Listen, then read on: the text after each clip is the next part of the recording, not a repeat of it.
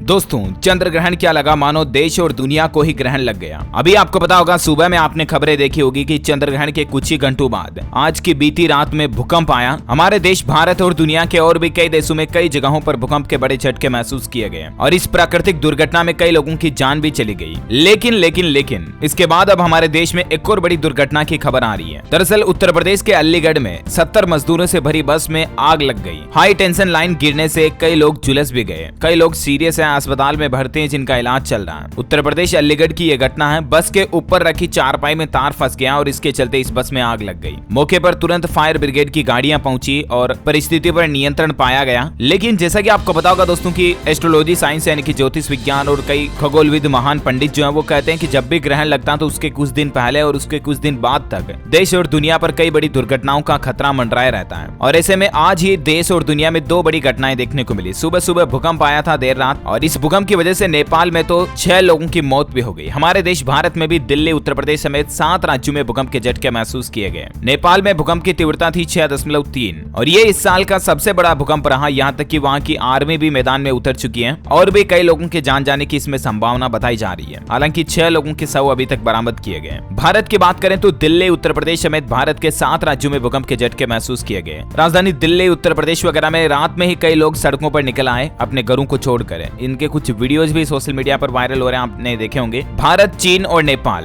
दुनिया के इन 3 देशों में मंगलवार देर रात तकरीबन रात के 2 बज रहे थे तब भूकंप के तेज झटके महसूस किए गए। भारत के किन किन राज्यों में ये भूकंप के झटके महसूस हुए तो आपको बता दें, दिल्ली, उत्तर प्रदेश, बिहार, उत्तराखंड, मध्य प्रदेश, हिमाचल प्रदेश और जम्मू कश्मीर। इन राज्यों के कई शहरों में लोगों ने भूकंप के झटके महसूस किए गए। भूकंप का केंद्र था वैसे नेपाल में और इसीलिए सबसे ज्यादा तबाही भी नेपाल में ही हुई और यहाँ दोती के एक घर में गिरने से 6 लोगों की जान जाने की खबर भी आई है। कई लोग घायल भी हो गए जिनका इलाज अभी चल रहा। नेपाल की आर्मी भी लोगों को दबे हुए मलबे से बाहर निकालने में लगी हुई है। ये कुछ तस्वीरें और वीडियो फुटेज आप देख सकते हैं। और इस भूकंप की खबर के बाद अभी की एक और बड़ी दुर्घटना की खबर ये आ रही कि उत्तर प्रदेश के अलीगढ़ के दादो में आलमपुर बाईपास पर आज बुधवार को एक बड़ा हादसा हो गया। कासगंज रोड पर मजदूरों से भरी एक बस बिजली के हाई टेंशन तार से टच हो गई क्योंकि तार ऊपर से टूट कर गिर गया था। हाई टेंशन लाइन गिरने के कारण उसमें करंट उतर आया और पूरी बस में आग लग गई। पूरी बस में लोग बाग चीख पुकार करने लगे। बस में सारे के सारे मजदूर सवार थे। तकरीबन 70 ईंट भट्टा में काम करने वाले मजदूर थे।